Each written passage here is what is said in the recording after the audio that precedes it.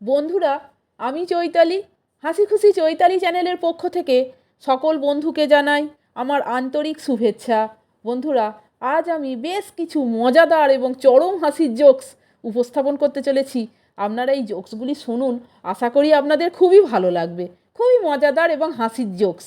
তাহলে শুনুন। একজন শিক্ষক গেছেন নাপিতের দোকানে চুল কাটতে। চুল কাটা শেষে নাপিত বললেন, আপনি একটি মহৎ পেশায় নিয়োজিত, আপনার কাছ থেকে আমি টাকা নেব না স্যার। এ কথা শুনে শিক্ষক খুব খুশি হলেন। পরদিন সকালে নাপিত দোকানে এসে দেখেন দোকানের সামনে শিক্ষক 1 ডজন বই রেখে গেছেন। পরের দিন চুল কাটতে এলো এক পুলিশ।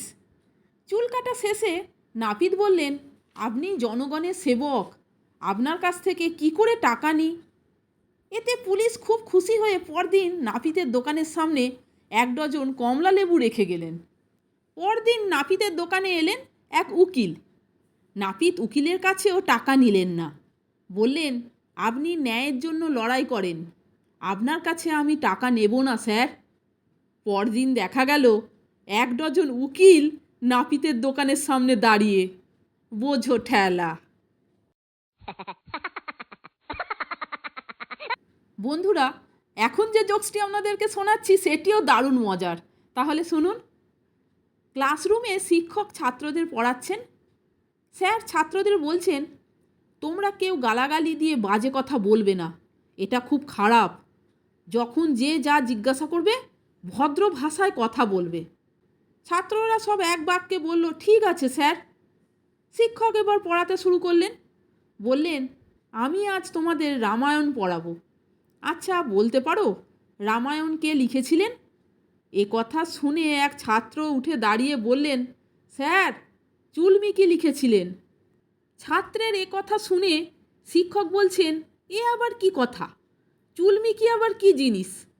তখন ছাত্র বলছে, স্যার আপনিই তো বললেন বাজে কথা না বলতে, তাই বাল্মীকি না বলে চুলমিকি বললাম।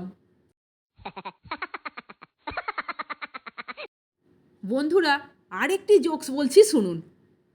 ট্যাক্সিতে বসে থাকা যাত্রী ড্রাইভারের কাঁধে হাত রাখতেই ড্রাইভার গাড়ির ব্যালেন্স হারিয়ে গাড়ি ফুটপাতে উঠে পড়ল।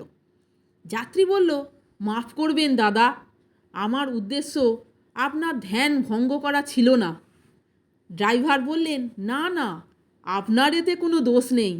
আসলে কি, আজ আমার ট্যাক্সি চালানোর প্রথম দিন। এতদিন আমি সপ্তাহ গাড়ি চালিয়ে এসেছি। আপনি আমার কাঁধে হাত রাখতেই প্রথমে ভেবেছিলাম মরা কিভাবে উঠে বসে পড়ল।